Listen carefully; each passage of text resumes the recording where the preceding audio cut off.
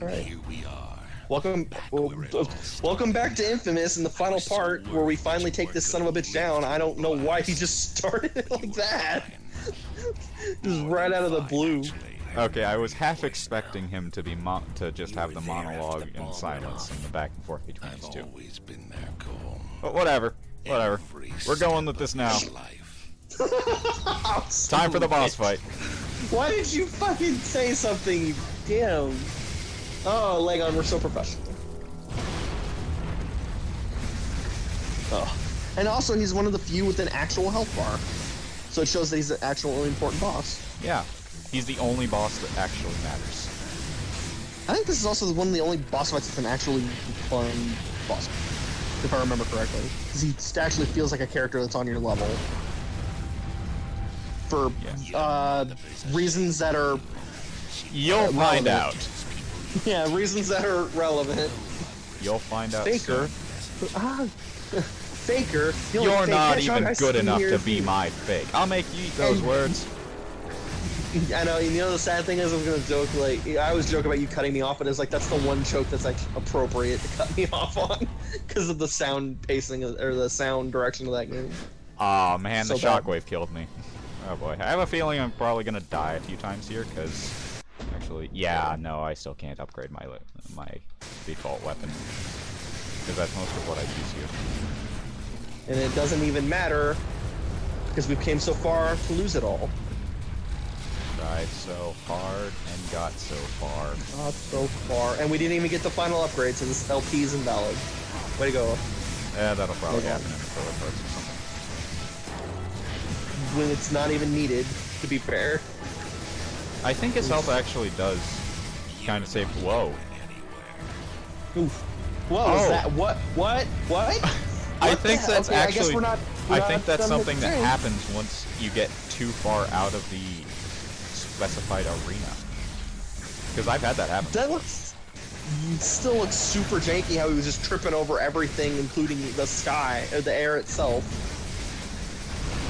So, wow. But, yep, I guess we're not done with the jank yet. He does, I mean, I'll admit, kind of, even though we're like super upgraded and we're up almost to a quarter of his health, I still kind of feel like he takes too much damage for his own good. Oh no, his health doesn't scale. But he does have quite a few different attacks, and I do think that there is also unique boss music, which I can't hear because the game is super loud. And I have to turn it down so that the recording isn't messed up because of it. Oh, now he's sending out little grenades. But, I mean, I guess I guess I'd rather have bombastic music than barely any music, which most of this game has. Yeah, or just ambient music in general.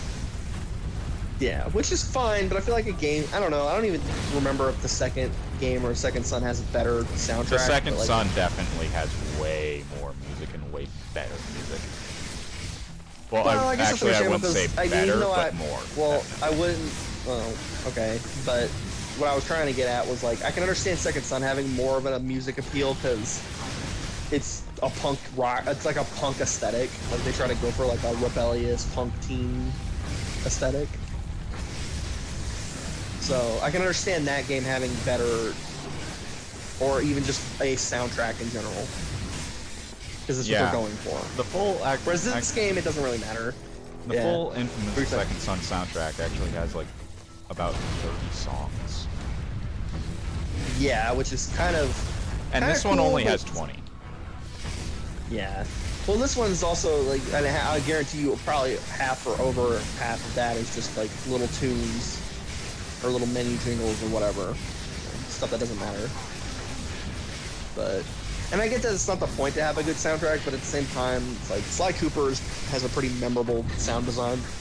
So to see this not really have one kind of says a lot about just Naughty Dog moving on from being a Sly Cooper developer. Naughty Dog. Moving on to a more... wow. I'm tired. You can tell I'm pretty tired. Sucker Punch. I was thinking that too, like, the whole time. I was thinking, Naughty Dog developed these games. Have I said that in other parts? Oh my god. I hope I didn't. But yeah, that QTE is actually scripted for you to lose. Yeah, you're not supposed to win, because this is supposed to be like a cutscene. Zeke's redemption! Wow, and he's actually using his gun. Wow, just gonna freaking... Wow. Fat man. Murray! He might as well be Murray, but actually not useful. I know. And it's like, that animation was so, like, janky in its own right as well, where it's like he just went flying and dinked off the side of the building. It was funny. The missiles are like the one thing actually doing good. Also, random electric spheres in the ground so that you can actually recharge yourself. Whoa, whoa, whoa, okay, that's new, that's new, that's new. And that's another thing about, that's actually another thing about Kessler that I think really ties well into him being the final boss of this game, is he uses a lot of abilities that all the conduits throughout the game have. So it shows that he really is kind of the father of them all. Including you, to an extent. Well, again, you'll understand why right at the end. Yeah, it's like I said, we're almost there. If it isn't freaking obvious with how much foreshadowing we've been doing throughout the entire game. Wink, wink. I know, right? Wink, wink, nudge, nudge. I have no father. Even though that's not even it. What the hell am I talking about? I don't know. Who even knows anymore? As he just stands there. I know, right? He's like, are you done, Wink? Are you done being a jackass? Good. Can we continue this fight? Thank you. Stop throwing grenades. Come on.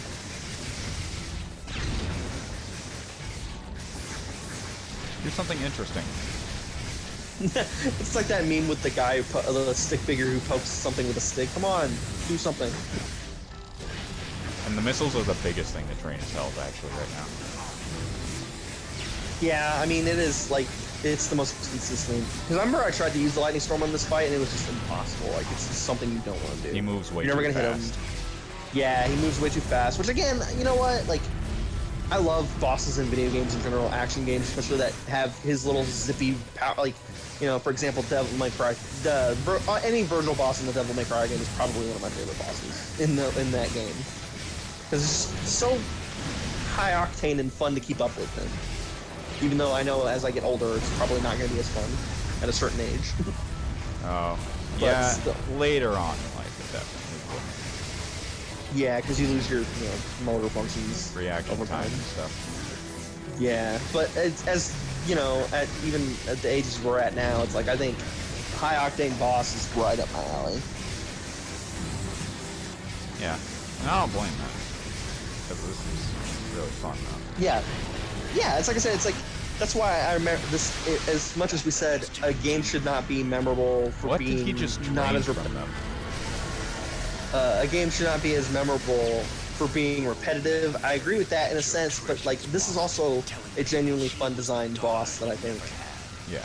Actually, I kind of think in this regard, Sly Cooper had a lot of boss fights in its series that were pretty bland and boring, and I think this is actually a well-designed boss fight for Sucker Punch that I actually enjoy. Yeah, this is really well done. Even though I do and personally think that it takes too long. Oh yeah, I think it can go on a little long. Oh, okay, so that is what happened. I just thought it looked like you were tripping over the floor. I was like, what? Super jank. Yeah. I think this is a very good final boss and a good final boss is something that ties into everything you've done throughout the game, and Kessler very much does. Just that. This is a good design boss. The rest of the game, not so much. Yeah, it's just sad that you have to go through the rest of the fluff game to do this. Yeah. The sad thing is, I think this could have been the length of a Sly Cooper game, and it would have aged a lot better if they didn't add so much repetitive fluff to it, in all honesty. Or make half the side missions, or half the story missions actually side missions. Yeah, just to show them. I mean, I can get doing one to show off a couple, but like, at that point, there's just so much extra. Yeah, or even some of them just being so boringly designed where it's like, we're just gonna put you in tower defense spawn waves. Like, in our Sonic Heroes LP, obviously it shows why that's a bad design mentality. And if it doesn't now, it certainly will later.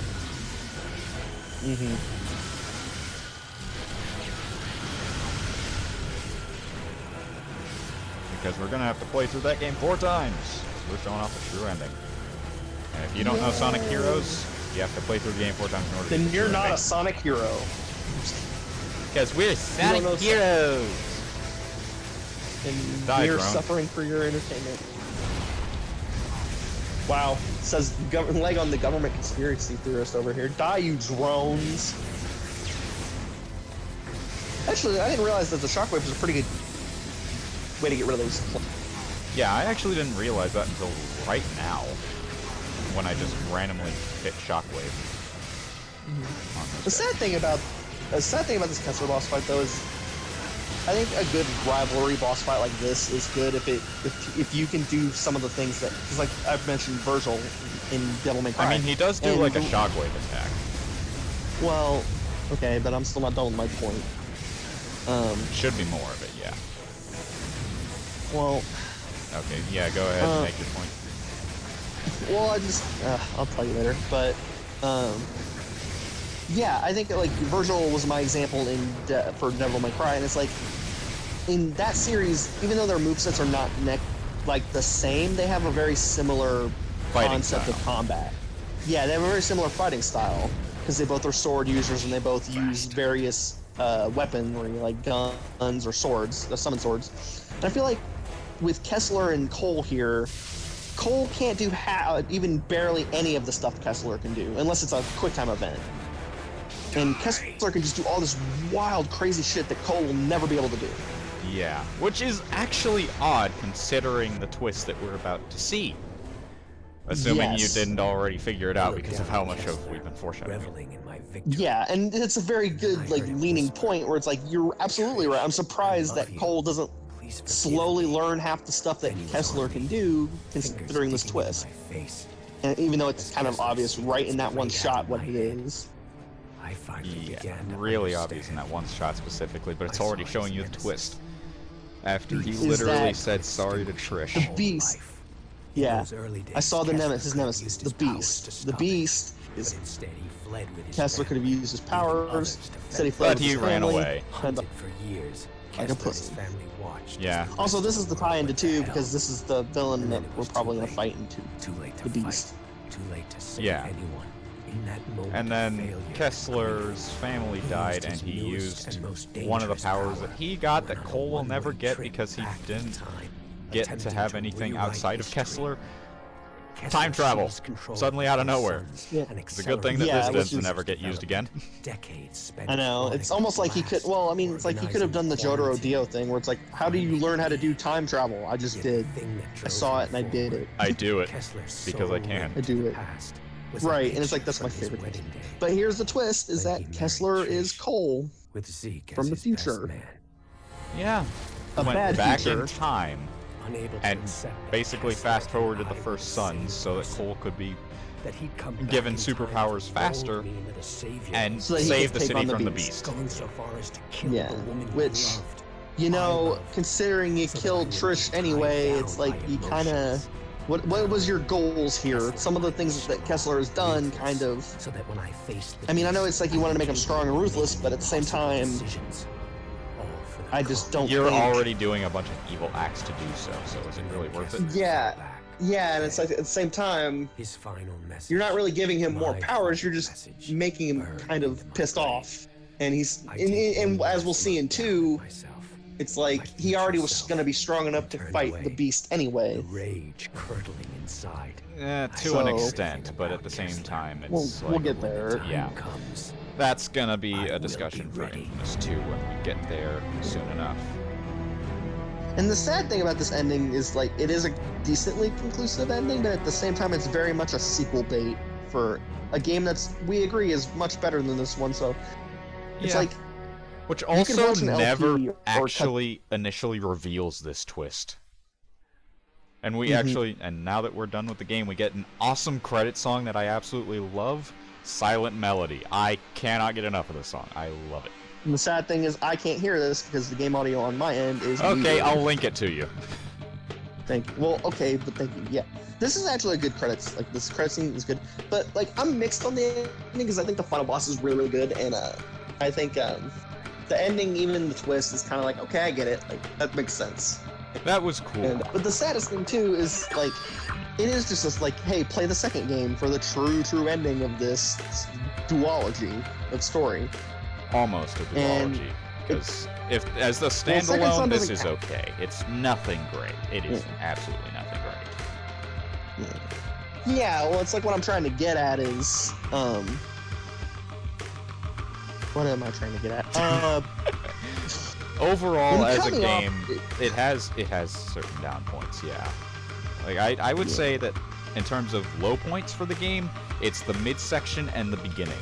Those just drag on. I actually argue it's more or less once you start fighting the trash people, and then the last quarter of the game is pretty rough, and then once you get to the ending, it's pretty high octane. But even the ending has some pretty rough missions, as the two we saw earlier.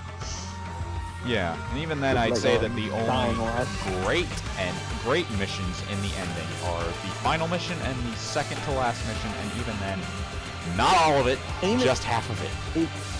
And even the balloon mission is pretty fun because it's very different. And Legon, I'll still say it's like half of that mission you're getting annoyed because you're not playing it very well. But still.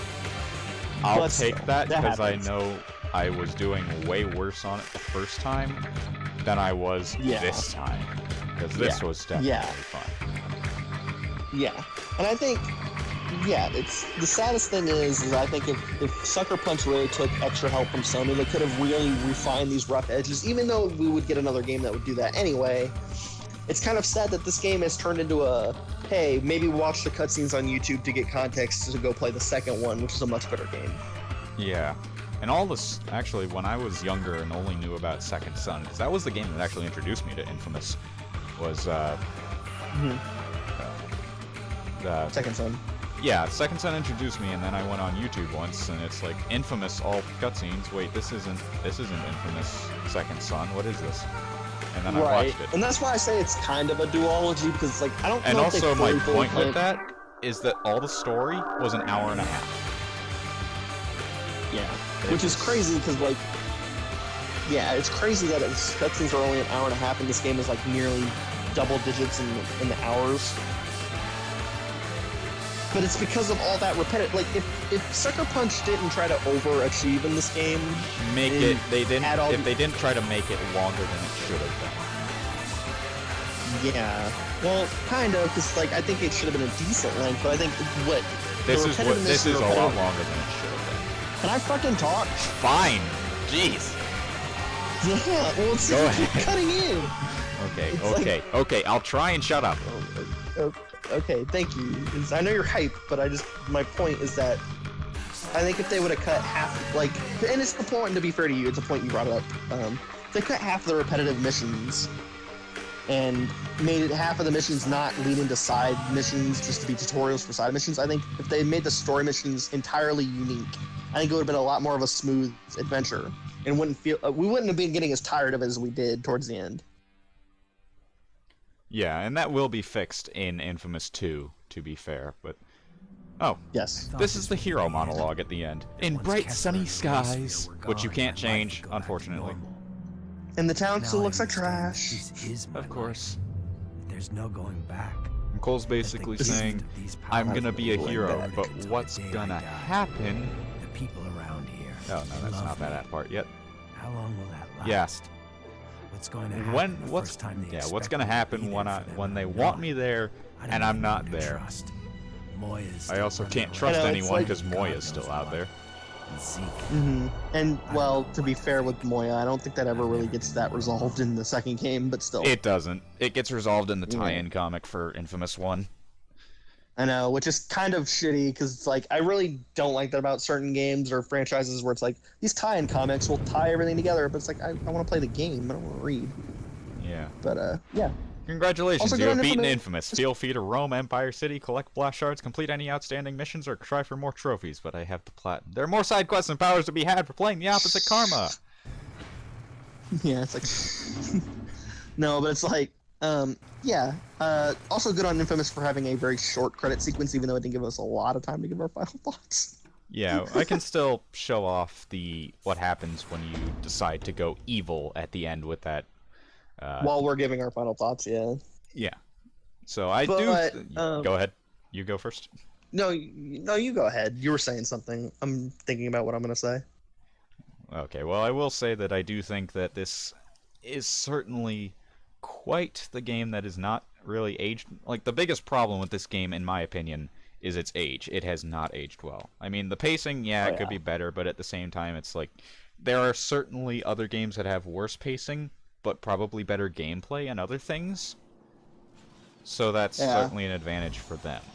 But yeah, this is basically the evil version of Cole McGrath. He just... Also, he gets way cooler. Also, pause it again. Yeah, the electricity and pause menu is red. Yeah, it's red, and I think that's a cool detail. Like, I Look at all these corpses. I didn't do this. Oh my lord. I didn't do this. I didn't do that. Sure you didn't do this? I didn't do that. I spawned in here like that. He's lying, but I'm actually not, but still. I know. I think what you're saying is very accurate in that it's aged very poorly. We've been saying that the whole time, but it's aged very poorly. It's aged. My analogy is that it aged like cheese that was left out in the fridge. It's like, yeah, it'll be good the first time you eat it, but when you put it back in and go back to it, it's gonna be all moldy, and you're just gonna want the cheese that's in a package. That's gonna last a lot longer. And the cheese says 2 on the title. Yeah. Of course, there's also... I just want to show off some of the differences between the hero and villain abilities here. Like, the grenades, you can already see they split into multiple grenades. The missiles, multiple missiles. Yeah. And also, I want to say that I really like the aesthetic of the evil lightning and how it looks, and it's just very, I don't want to say it's Darth anything, because it doesn't, because it's that black tinge to it. No, it's just really black cool with red. It's just black with a red glow. Like, it's not inherently red. It's, yeah. It looks great, well, I know and it's it not doesn't that different. It just looks really cool. Yeah. I think that actually it just looks plain red when you're still starting out as inFAMOUS in the evil version. Yeah. But yeah. It's still I think you're right too. It starts red, then when you get to inFAMOUS, it gets this really dark. Like, it just feels like evil anime lightning, and I love it. Yeah. Also, you can seriously, Legon, like. Your addiction needs to be satisfied. I get it, but we're gonna play a whole nother game after this. Yeah, this is also what happens when you use the Ray Sphere. It turns the sky all red, and you get irredeemably evil, and it's pretty much a bleak ending. Well, bleak for everyone except Cole, because he's like, these idiots. I'm the best. I'm the ruler. I'm the ruler of these peasants. Bow down to me. But, you know, I would have thought it would have been cool if you went like super full on evil, that you just turned into Kessler at the end of the game. That would have been kind of cool. Yeah, that actually would have been really neat. Yeah, but they didn't really. I guess they either didn't think about that or didn't want to give away the reveal before they did it. Because if you got to inFAMOUS before, then you'd have to get all the powers. But I don't know. I feel like they still could have had it to where it's like, once you beat the game, then you beat Kessler, then you just become Kessler, you get all his powers and stuff. Yeah, that actually would have been neat for post game.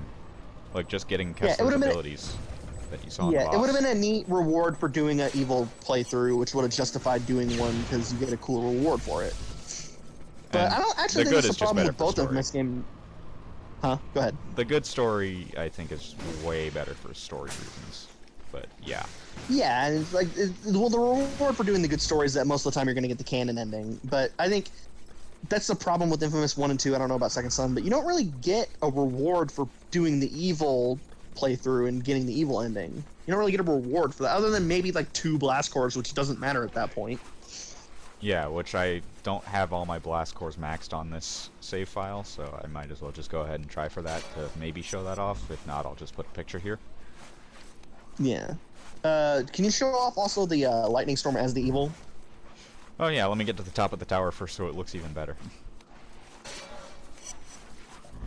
Let me just do this repetitive climbing animation. Oh yeah, we're gonna rain down murder. Look at that! That is so fucking cool! That is so badass! Oh, and I destroyed a mine twice! Wait, doing good things? What was wrong with you? And a karmic overload. Look at this. This is the most anime fucking shit I've ever seen. In a non-anime thing. That's amazing. Okay, can we do it on top of the building so we can see like the lightning hit something close? Okay. Yeah. Look at that! That's so cool! I love how it leaves a trail. I know. It's just that Lightning Storm is such a cool looking effect, and it's a very big shame that it's tied to a terrible mechanic that no one likes to use. And then the Thunder Drop obviously just looks metal as hell. Oh my god. But yeah, to get And then the to lightning start bolts, cutting into obviously. That's just the same. and then to start, and then the blades, yeah. And instead of Overload Burst, which we had for Hero, we have the villain's version, Arc Lightning. Which basically... Which is a new ability. We haven't shown off yet. Yeah, it's basically just holding down the button and you're constantly shooting electricity out. So I guess you kind of do get somewhat of the Kessler ability, but it's not as like Kamehameha as his was. It's literally just anything in your near vicinity, if it conducts electricity, it will explode. Right. So and yeah, that's really what the ability is. Yeah, to start cutting in with my final thoughts, more or less, is like, I said that this game probably reviewed better than it should have, and I still stand by that. I think this is like, I'd say this is probably I'd even say it's a kind of a 6.5, 7 out of 10, because I think it does a lot of decent things well for a first game, and it really introduces some fun mechanics and does a lot of fun stuff with the electricity and the traversal, but then it starts getting repetitive when you realize that the game world itself is designed so repetitively, and every island feels the same except for the area where the blast shard blew up, because obviously it's destroyed and stuff. But other than that, it just doesn't feel like a game that took a lot of risks, even though it's got a very unique it feels like the to first it. game in a series. Yeah. Also, a first game in a series hampered by a development team that couldn't quite move on from its habits. Yeah, a stubborn development team that couldn't quite move on from its habits of developing another series that was a little more refined by its second game. But at the same time, I mean, it's not above Sucker Punch. Sly 1 is a fun game, but it also kind of has its issues that they moved on from with the second game, so Sucker Punch is a very live and learn team that doesn't really listen to advice from its publishers or anything, but they do learn from their mistakes, and that's a good thing. Live and learn, hanging on the edge of a good game. Well, we're not playing Sonic Adventure 2, we're playing Sonic Heroes, so we're still not playing a good game, or a decent game even. Yeah, that's why it's on the edge of a good game. I know. Yeah. I think that's... anyway. Yeah, I think that's pretty much all that we really have to say about this game right now. So yeah, we'll see you guys for. No, well, I was gonna say if I had to recommend someone to play it or just watch an LP or even just cutscenes of it, I would definitely say to watch just LPs and cutscenes of it. It's not something you should go back to play. Yeah, it's not something to go back to play even just to see where the series started, because it's even 2 and Second Son don't really carry over a lot of elements from this game. Unless you're extremely curious and don't really care about repetitiveness in games, like if you really enjoy stuff like the Werehog, which I know is completely different, but it also has the same repetitiveness problem, then I'd say you can give this a shot. It's the sequels are going to be way better, but this is the sequels are going to be way more engaging. It's a nice experience the first time. The first time you play it, and if you don't have any prior experience to it at all, but. Yeah. Or just any prior experience with inFAMOUS in general. Right.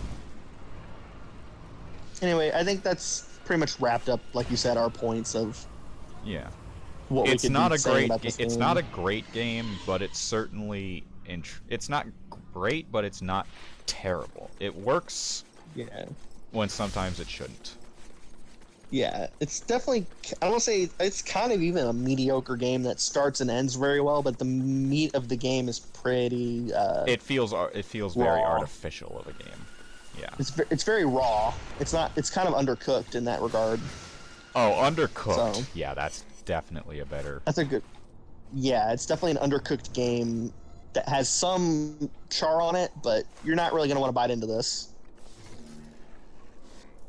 Yeah. Anyway, we'll see you guys more in Sonic Heroes in our next LP, which Legon will be covering. Yeah, we'll see you guys then for probably a surprise title, because I don't actually know when this is going to be ending, so we'll see you guys then. Hope you guys enjoyed inFAMOUS, and yeah, stay tuned for more Let's Plays. We enjoyed it half the time. See you guys for the next Let's Play. Have a good one. Good night.